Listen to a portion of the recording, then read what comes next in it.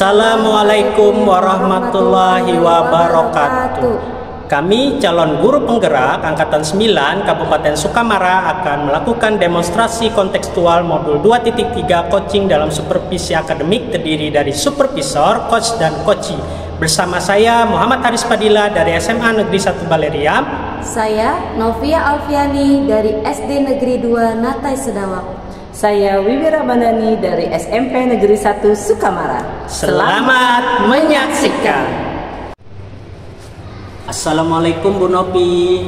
Waalaikumsalam warahmatullahi wabarakatuh, Pak Haris. Bagaimana kabarnya hari ini, Bu? Alhamdulillah, seperti yang Bapak lihat sekarang, kabar saya sangat baik, Pak.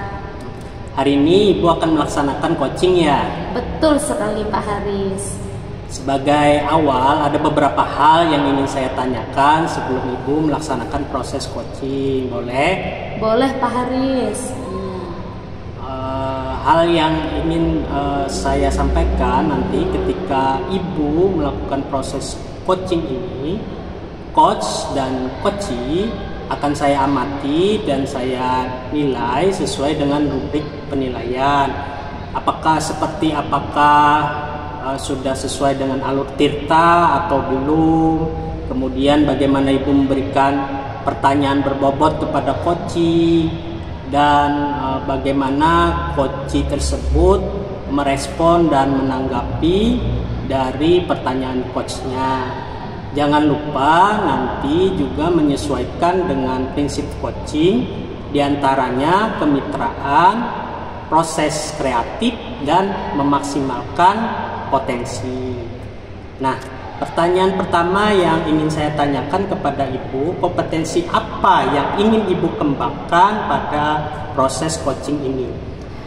Baik Pak Haris, tentunya kompetensi yang ingin saya kembangkan pada proses coaching nanti yaitu sesuai dengan tahapan alur tirta. Di antaranya seorang coach itu harus kehadiran penuh, kemudian mendengarkan aktif, dan selanjutnya seorang coachee bagaimana dia bisa mengajukan pertanyaan-pertanyaan yang berbobot terhadap coachingnya. Jadi kompetensi yang ingin Ibu kembangkan itu adalah kehadiran penuh, kemudian mendengarkan aktif dan mengajukan pertanyaan berbobot. Iya, Pak Haris. Nah, kompetensi mana yang spesifik yang lebih ingin Ibu kembangkan dari proses coaching ini? Ya, kompetensi spesifik yang ingin saya kembangkan terhadap proses coaching nanti yaitu pada mengajukan pertanyaan-pertanyaan berbobot. Karena di situ memang saya punya kesadaran bahwa saya harus ada peningkatan di dalam di dalam mengajukan pertanyaan-pertanyaan berbobot terhadap coaching nanti. Itu Pak Haris. Jadi kompetensi yang lebih spesifik adalah mengajukan pertanyaan berbobot ya, Bu? Betul sekali Pak Haris. Itu yang ingin saya tingkatkan lagi. Nah, kira-kira indikator ketercapaian apa dalam coaching kali ini, Bu? Untuk indikator ketercapaian terhadap proses coaching nanti, tentunya saya menginginkan bahwa ketika saya sebagai coach, saya bisa melakukan proses coaching sesuai dengan alur tirta. Kemudian selanjutnya adalah saya punya harapan bahwa si coach nanti ketika akan dilakukan coaching, dia dapat menemukan solusi atas permasalahannya sendiri.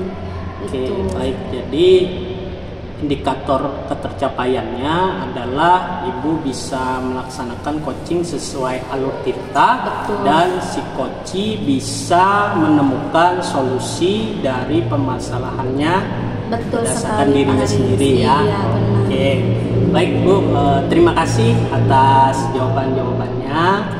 Dan selamat melaksanakan coaching dengan sebaik-baiknya. Dan setelah proses coaching ini selesai, kita akan ngobrol-ngobrol lagi ya. Betul. Terima kasih. Oke Pak Haris, saya tunggu.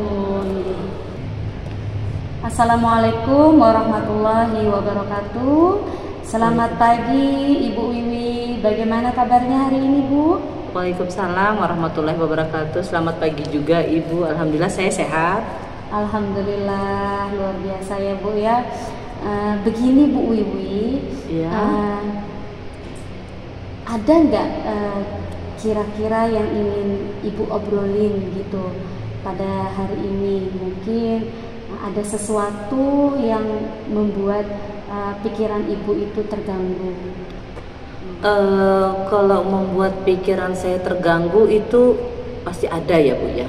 Karena saya mengamati dari ketika saya mulai masuk di sini ya Bu ya, di sekolah ini sampai sekarang, sepertinya pembelajaran itu kurang inovatif Ibu. Jadi itu kalau yang saya amati sampai sekarang. Jadi ada sesuatu yang membuat Ibu terganggu, yaitu pembelajaran yang kurang inovatif. Betul sekali Ibu. Yang telah berjalan ini gitu ya Bu. Betul, ya. iya. Nah, kalau boleh tahu Bu, apa gitu alasan Ibu untuk kita bahas pada obrolan hari ini? Alasannya apa gitu? Alasan saya karena ini sangat apa ya Bu ya, sangat memang harus kita pikirkan bersama Bu ya, bagaimana mengembangkan nanti pembelajaran itu bisa lebih baik lagi Bu ya, dimana kita semua tahu ya Bu ya, namanya filosofi Ki Hajar Dewantara itu kan pembelajaran berpusat kepada siswa otomatis ya Bu ya. Nah, hanya saja ketika saya mengamati ya, ternyata pembelajaran yang dijalankan itu masih lebih banyak mengarah kepada metode ceramah Bu. Ya, metode ceramah. Jadi tidak menggunakan fasilitas yang disiapkan oleh sekolah seperti itu. Terbukti ketika di rapat pendidikan Ibu, begitu. Artinya bahwa alasan Ibu ini sangat penting untuk kita bahas karena selama ini guru-guru itu masih menggunakan cara dan metode yang lama gitu. Betul ya, sekali Ibu. Seperti dia masih terpaku terhadap buku. Betul kemudian sekali. metode yang digunakan adalah masih metode ceramah. Betul. Dan ini terlihat dari hasil rapot pendidikan ya, Bu, Betul ya. sekali Ibu. Ini sangat menarik sekali Bu Wiwi. Jadi menurut Ibu gitu, idealnya pembelajaran inovatif itu yang bagaimana Bu? Tentunya ya Ibu ya, pembelajaran inovatif itu adalah ketika seorang guru itu mampu mengajarkan ya, ketika dia di kelas itu sesuai dengan tujuannya Bu. Tujuan, kemudian juga sesuai dengan capaian pembelajarannya ya. Juga dalam penggunaan metode serta model-modelnya itu memang mengajak siswa itu ya Bu ya, agar lebih aktif. Misalnya zaman sekarang ini ya Bu ya, kalau kita melihat kan sesuai dengan zaman kodrat zaman, setidaknya guru menggunakan handphone. Jadi dia bisa menggunakan handphone untuk menggali informasi Bu. Jadi juga bisa menggunakan LCD ya, dengan mengambil dari YouTube pembelajaran agar pembelajaran itu tidak monoton Bu, seperti itu. Jadi seperti itu idealnya Bu. Artinya bahwa idealnya pembelajaran inovatif itu guru dalam melakukan praktik pembelajaran itu sudah sesuai dengan tujuan dan capaian pembelajaran. Betul sekali. Dan kemudian guru tersebut juga harus memperhatikan kebutuhan dan perkembangan zaman ya Bu ya, Iya, betul. yang sudah sesuai dengan filosofi Ki Hajar Dewantara. Betul yang mana sekali. artinya seorang guru itu harus dituntut tahu bagaimana dia cara menggunakan atau update teknologi gitu ya Bu Iya, ya. betul sekali, Oke, baiklah.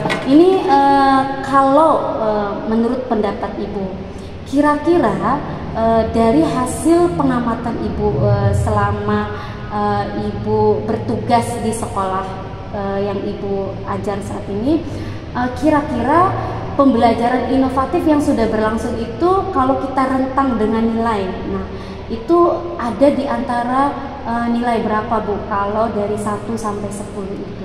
Kalau secara pengamatan saya ya Bu ya, itu sekitar angka 5-6 Bu ya. Wah, artinya bahwa itu masih berkisar di antara rentang 5. Iya, 5 dan 6 gitu. Oke, baik Bu Wiwi. Nah, melihat hal ini, Artinya tentu Ibu ingin sesuatu gitu.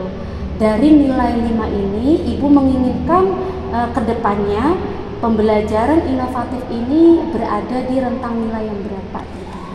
Kalau rentang nilai ya Bu ya, saya sebenarnya namanya kita ya Bu ya, pasti inginnya ya angka 10 ya Bu ya, walaupun kita ketahui ya tidak bisa juga kita mau yang ibaratnya sesempurna itu ya Bu ya. Ya saya maunya ya sekitar angka 7, 8 lah Bu, seperti itu. Luar biasa, artinya Ibu Wiwi punya harapan ya. Betul. Punya harapan kedepannya bahwa nanti pembelajaran inovatif ini bisa mencapai yang lebih baik gitulah peningkatannya. Betul sekali.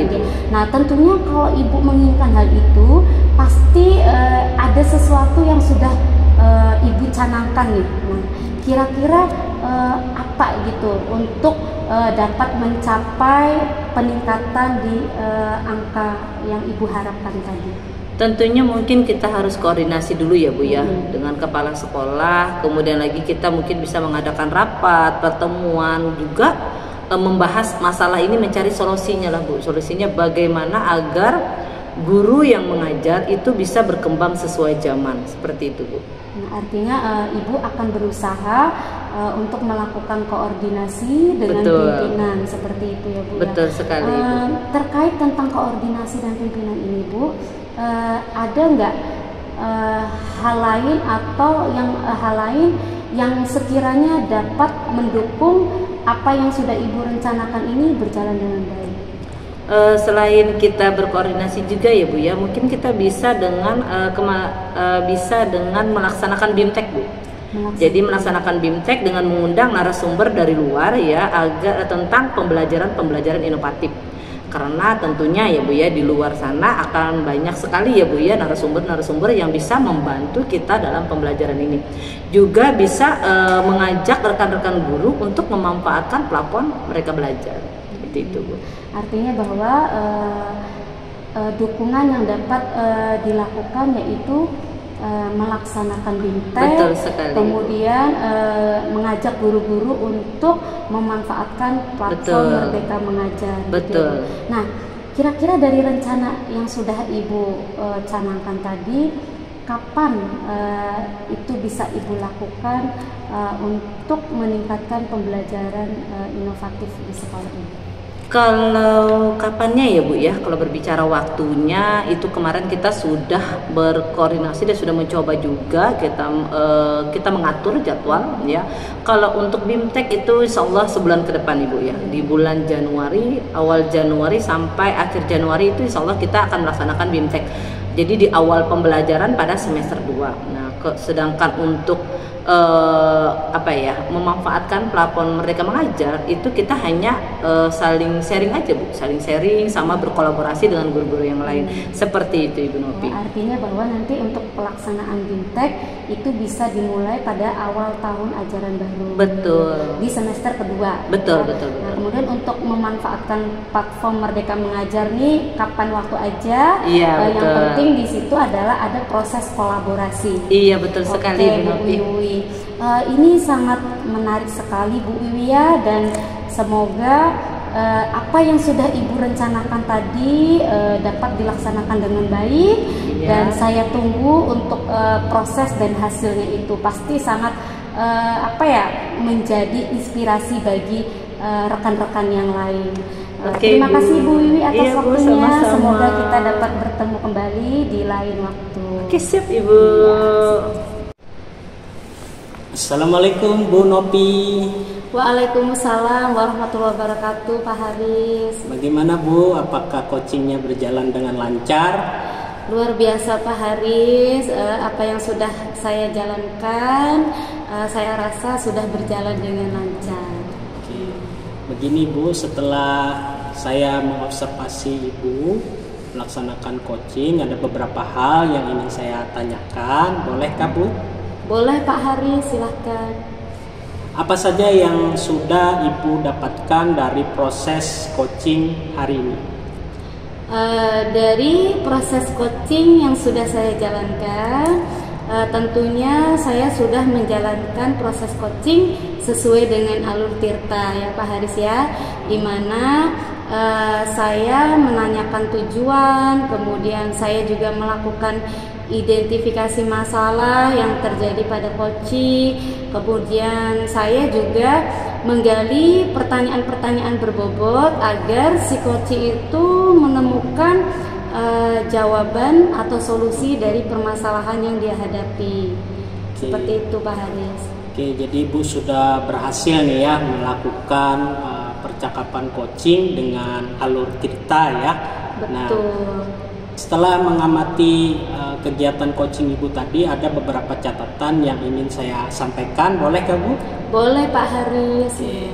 Jadi tadi Ibu sudah melaksanakan kegiatan coaching melalui alur tirta, di mana Ibu sudah menanyakan ya sesuai dengan tujuan, kemudian mengidentifikasi, kemudian membuat koci membuat sebuah rencana aksi dan membuat dirinya itu memiliki rasa tanggung jawab, sehingga nantinya apa yang dia rencanakan Ibu pastikan lagi kegiatannya akan bisa terlaksana ya, seperti itu Bu.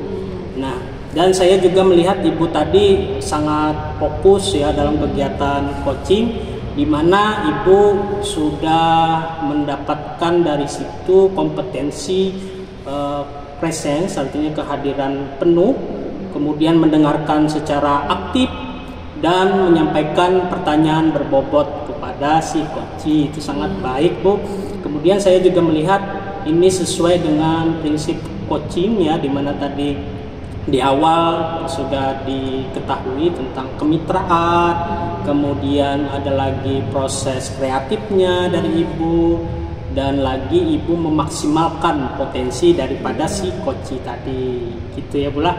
Kira-kira kompetensi apa lagi yang pengen Ibu Nopi untuk kembangkan atau tingkatkan ke depannya? Tentunya agar saya dapat melaksanakan proses coaching di kemudian hari lebih baik, tentunya ya saya harus banyak belajar lagi Pak Haris.